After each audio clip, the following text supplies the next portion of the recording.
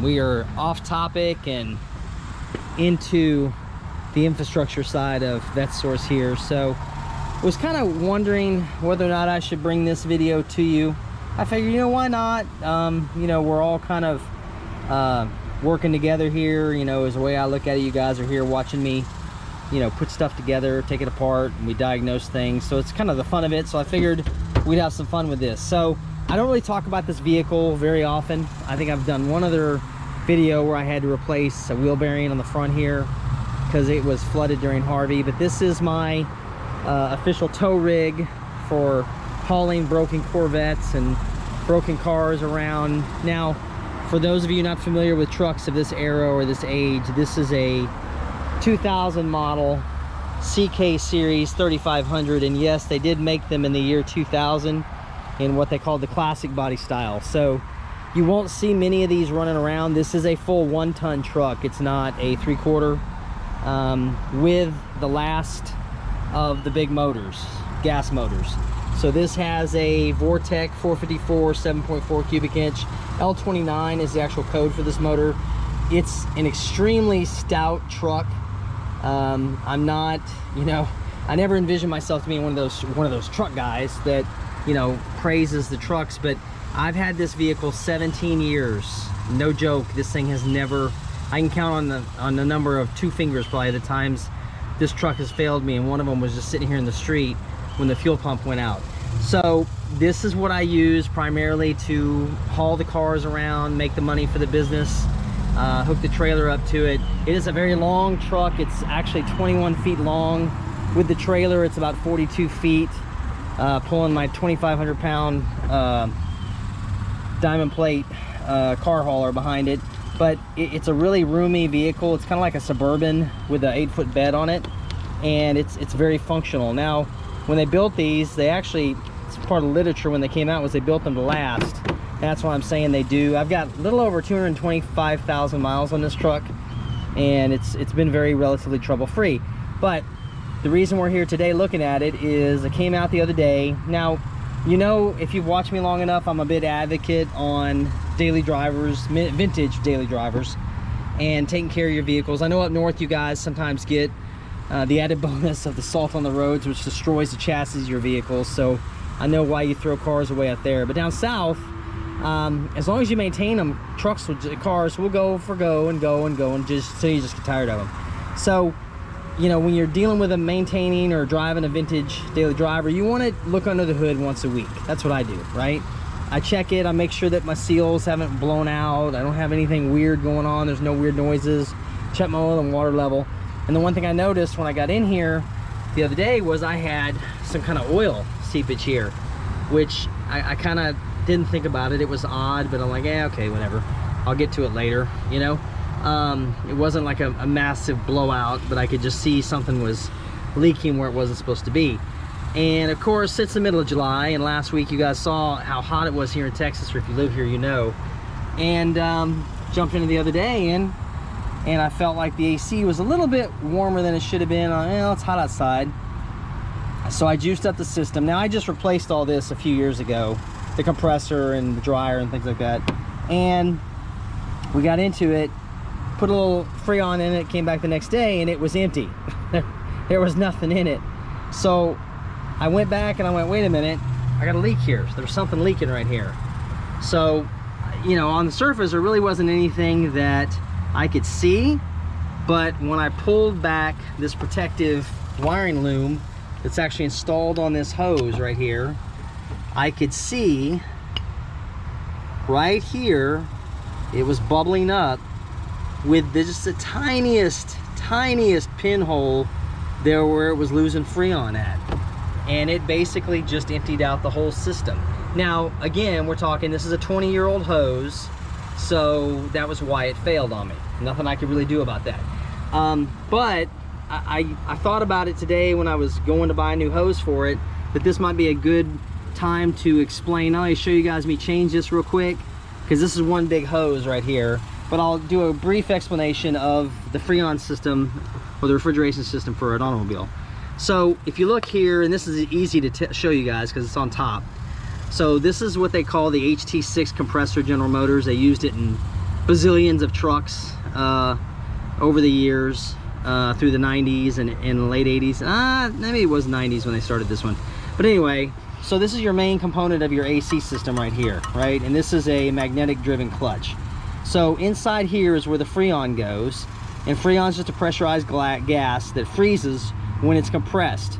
So this being a compressor literally is a compressor. It compresses the Freon gas. What it does, it sends it through that port there, sends it in a frozen state through here where it expands. It comes around behind the intake manifold here to your dryer.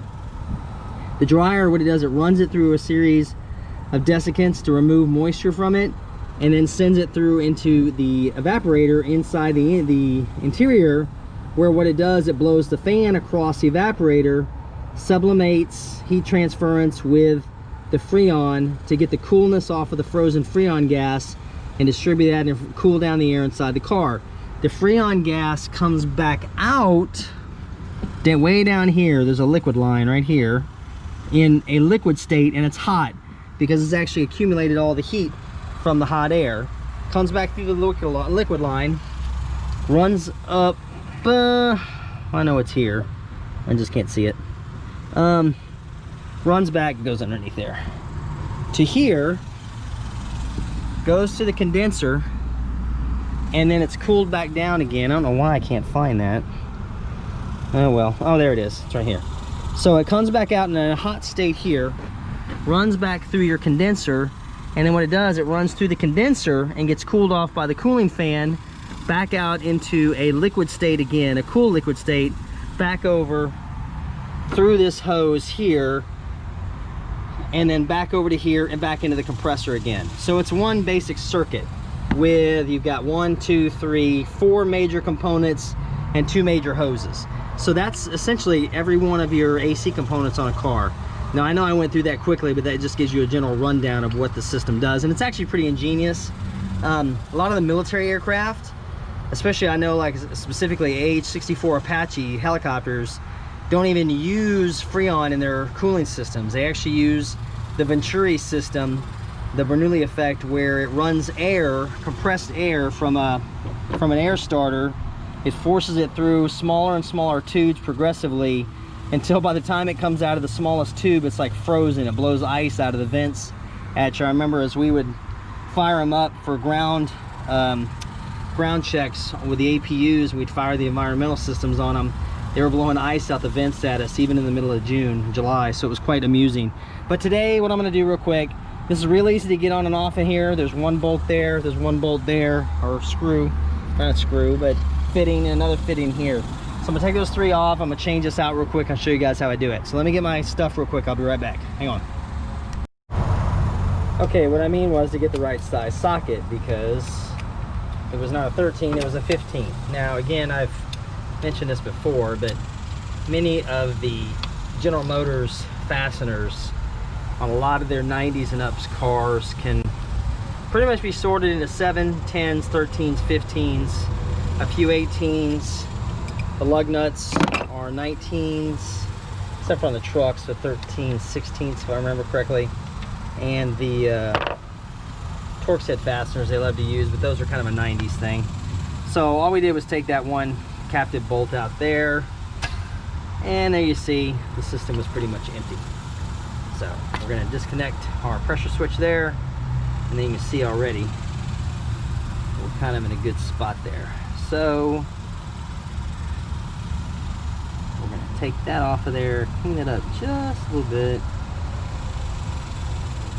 And again, guys, you know, car AC systems, I wish they lasted as long as home AC systems do. But I don't think I've ever seen a car AC system last for 20 years. But that's just the nature of the beast. All right, so that one's off there. And then over here, I've got this large fitting back here in the corner. This one just comes off, unscrews. And we just pull that straight out. And there's that part of it. And then we're gonna come down here and we're gonna take it off where it pulls the cooled liquid Freon back up into the compressor again. And that one's out. So now the trick, I think that's held in down there, so I'm gonna have to get in there with my flashlight and figure out how to get that out. But for the most part, there is the entire hose taken apart. So I'm gonna figure out how to get this last step of this hose out here. Yeah, I think there's a clamp down in there. I may have to take the battery out. So I'll be right back, guys. Let me figure this out and I'll be back with you in a second. All right, as it turns out, I had actually pulled the wrong fitting nut here. So we've got our new hose ready to go here, and we've got our other one. Now we can identify it, and you can see, looking at it now, guys, you see how much filth and grease is all over that one. That's not supposed to be like that, okay? So that's another indicator. You can kind of see the wetness here. So actually what was happening, it may have been leaking from this point too. In fact, I'm pretty sure it was. Very minor leaks, but they were there, and it just means it was time to change a hose. So luckily the, oh yeah, that's filthy. The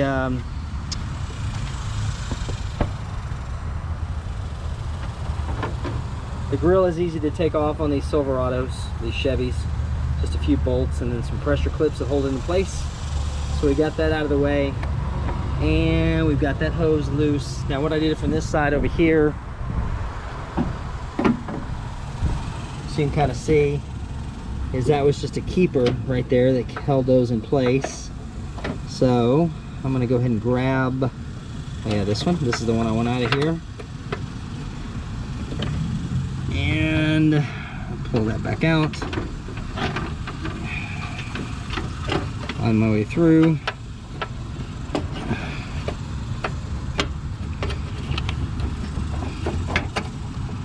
Well, you're just gonna want to be difficult, aren't you?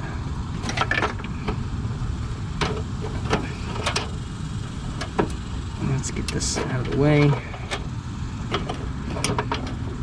Wow, that does not want to come out of there. All right, there we go. Well, that's been his home for a long time, and he's happy here. Okay.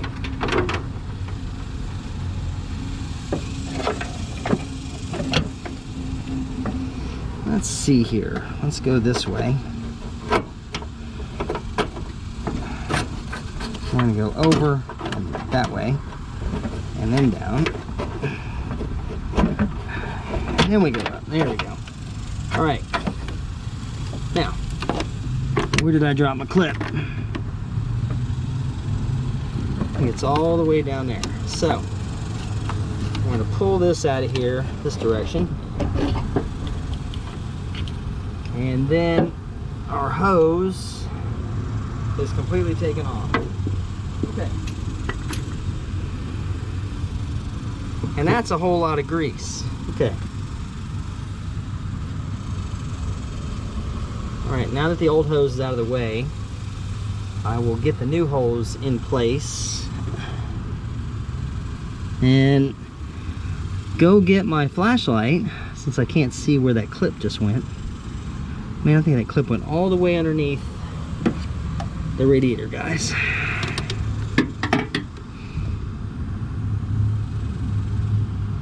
Yeah, all the way down there. Okay. I need to go retrieve a flashlight, guys, so I'll be back with you in a second to reposition our camera. Hang tight.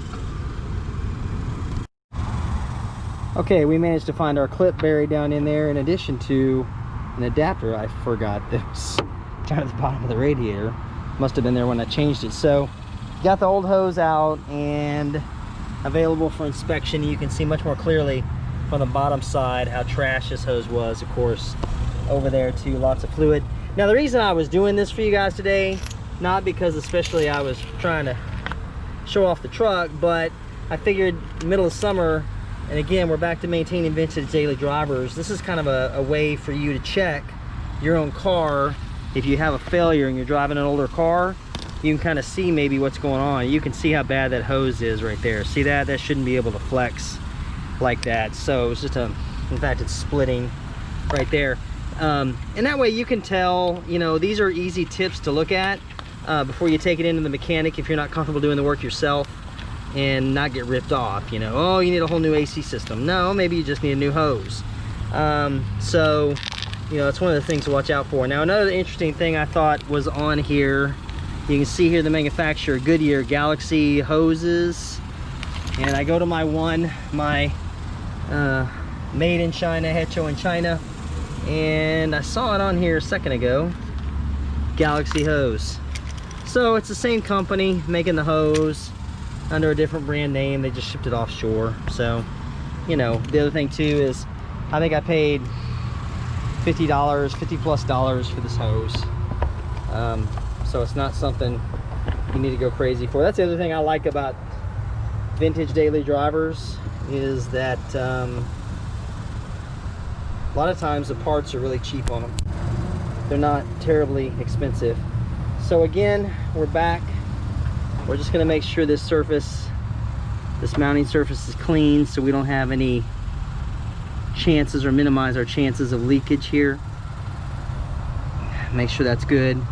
One other thing I did like is the new hose came with an extra packet of O-rings and pressure washers, just in case you goobered it up as you put it together. So that's always nice. So first things first, we're just going to get the main feed line mounted in here. I'm going to run that across the back of the intake like it was before. Put that over there for now. And we're just going to start off with this one here. Now, that red cap on top there tells you that that is the high pressure line. And you don't ever want to try to hook into that or goober with it, because that's where all the manifold pressure, the high pressure fluid, is coming back into the system. So get this 15 down, and you don't want to over tighten it. You just want to compress these gaskets down in here, these steel rubberized gaskets.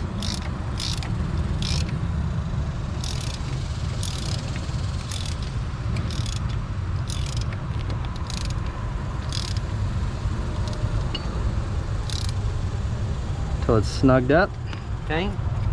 And then back in here in the corner, what we can do, see if I can get you guys a better view of the angle I'm working with here. Let's see.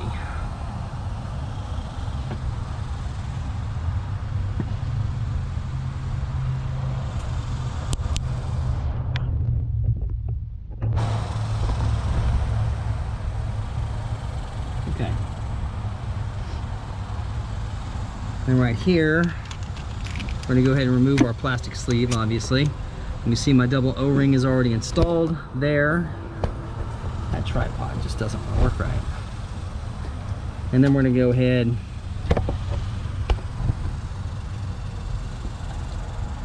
and install very slowly so we don't gall those rubberized O-rings. And then just hand thread this big one back on here for now. Get my towel here.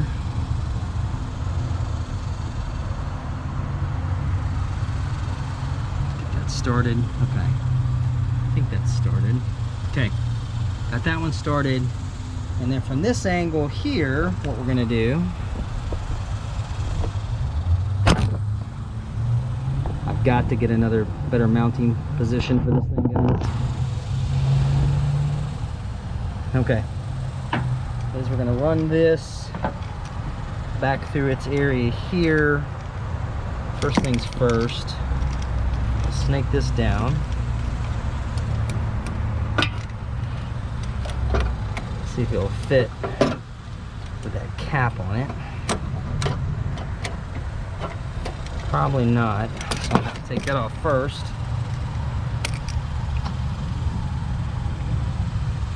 Okay. Put this down in here. Let's see here.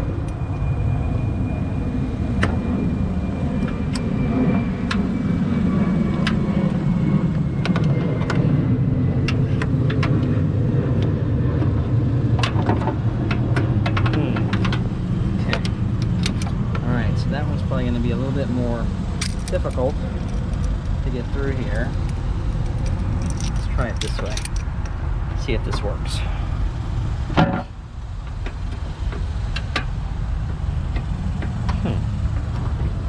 Okay, all right, so let me get this thing through here, guys. I'm going to pay attention to it and I'll be right back, okay? Hold on. Okay, guys, well, that turned out to be quite the bear to get that line back through that little tiny spot right there in appropriate manner so it didn't kink or tear. Or now I see why they give you extra gaskets, because O-ring gaskets, because they're not easy to get in there. So you can see I've got it started here. Like I said, this is our liquid line return back into the this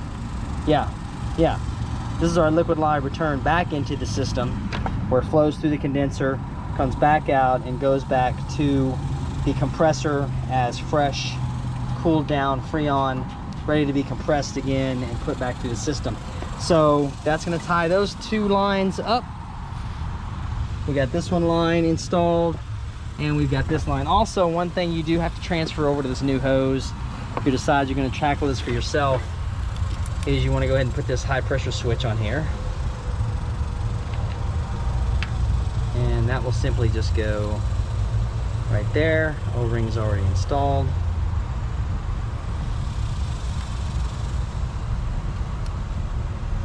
And it goes in right there, if I could do that one-handed.